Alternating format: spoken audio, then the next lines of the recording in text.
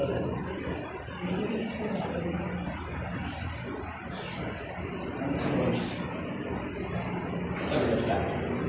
મારા નમસ્કાર. અહીં ઉપસ્થિત નિર્ણાયકશ્રી તેમજ મારા વહાલા વિદ્યાર્થી મિત્રો, મારું નામ છે વસાવા પ્રિયાંશી. હું આદર્શ નિવાસી શાળા કન્યા શાળામાં અભ્યાસ કરું છું. આજે હું તમારી સમક્ષ મારું વક્તવ્ય રજૂ કરીશ. મારો વિષય છે જ્યાં ઈચ્છા છે ત્યાં માર્ગ છે. તમને ઈચ્છા હોય તો તમે કંઈ પણ પ્રાપ્ત કરી શકો. તમને ઈચ્છા હોય તમે માર્ગે પહોંચી શકો. જેને ઈચ્છા હોય તે કેટલી પણ જીવનમાં મુશ્કેલી આવે પણ તે પોતાના લક્ષ્યને પ્રાપ્ત કરે છે. પડશું અમે અનેક વાર, થશું અમે નાપાસ, પરંતુ માર્ગ મળી જશે અમને ઠોકરની આસપાસ. આ પંક્તિમાં કહેવામાં આવ્યું છે કે આપણને આપણા જીવન પરિપથ પર કેટલી બી મુશ્કેલી આવે, કેટલી પણ ઠોકર વાગે, પણ તેનાથી પીછેહટ કર્યા વગર આગળ વધવાનું છે અને પોતાના લક્ષ્યને પ્રાપ્ત કરવાનું છે. જ્યાં સુધી લક્ષ્યને આપણે પ્રાપ્ત ન કરીએ ત્યાં સુધી આગળ વધતા રહેવાનું છે. જીવનના પરિપથ પર કંઈ ભૂલ વેરાયેલા નથી. જીવનનો પરિપથ તો કાંટાઓથી ભરાયેલો છે. આ કાંટા ઉપર ચાલવાનું છે જ્યાં સુધી આપણે લક્ષ્ય સુધી પહોંચી ન જઈએ ત્યાં સુધી.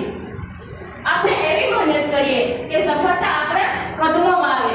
સફળતા કે આપણને એમ જ મળી જવાનું નથી. તેના માટે સખત પ્રયત્ન, સખત મહેનતની જરૂર છે.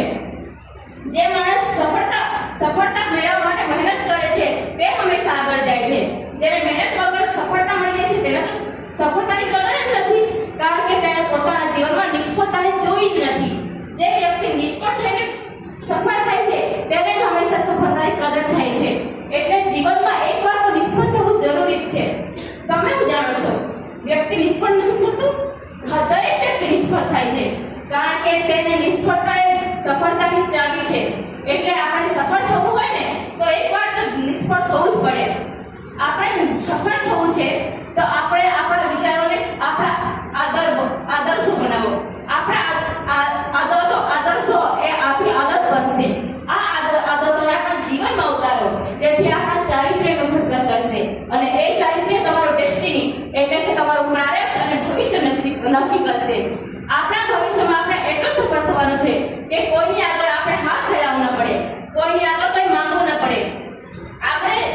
આપણે સમાજને આગળ વધારવાનું છે. આપણે પોતાની જાતને સમજીને આગળ વધારવાનું છે. સફળતા કે એમ જ મળી જશે નહીં. તેના માટે સમય, મહેનત અને પરિશ્રમની જરૂરત છે. તમે એવી પરિશ્રમ કરો કે સફળતા તમને સામેથી આવે. સફળ થવા માટે સખત મહેનત જોઈએ છે. કદમ મસ્તી હોય એને કદી રસ્તો નથી જડતો. અડગ મનના મુસાફરીને કદી હિમાલય પર નથી નડતો. આ પંક્તિમાં કહેવામાં આવ્યું છે કે જેના કદમ સફળતાના માર્ગમાં અસ્થિર થઈ જાય છે તેને કોઈ દિવસ માર્ગ ન મળે. અને જેટલી મુશ્કેલ આવે તે બધાને પાર કરીને પોતાના સફળતાના માર્ગ પર આગળ વધી જાય છે તે હંમેશા સફળ થાય છે. કારણ કે સફળતા માટે આપણે સખત મહેનત કરવાની જરૂર છે. આપણે કોઈ કાર્ય કરીએ ત્યારે 100 વાર વિચારવું કે આના લાભ શું થશે અને એના ગેરલાભ શું થશે. અને જો 100 વાર વિચારી લીધું પછી તે માર્ગ પર 100 મુશ્કેલ આવે તો પણ હાર ન માનવી અને એટલું આગળ વધવો કે કોઈ હાર આપણને હરાવી ન શકે. આપણે હાર માની લઈશું તો કોઈ આપણને બધા છોડીને આગળ નીકળી જશે. પણ આપણે હાર માન્યા વગર આગળ જ વધ્યા કરવાનું છે.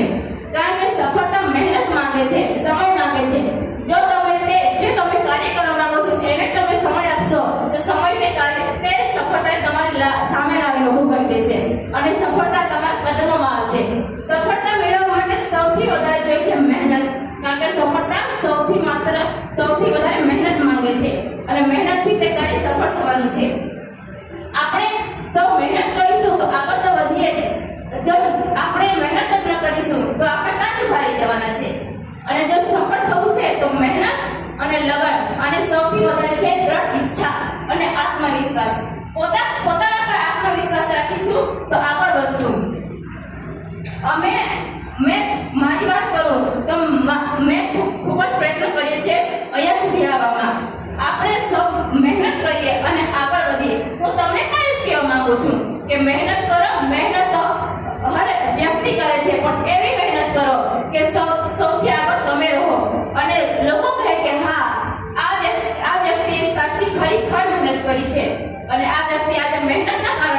કરીએ છીએ સફળતા જ આપણને આગળ વધારશે અને જો આપણે મહેનત જ ન કરીશું તો કોઈ દિવસ ન આગળ વધીએ તો હું છેલ્લે એ જ કહેવા માંગુ છું પ્રયત્ન કરો પ્રયાસ કરો પોતાના પર આત્મવિશ્વાસ રાખો હવે હું મારું વક્તવ્ય પૂર્ણ કરું છું અસ્તુ ઉભી રહે 1 મિનિટ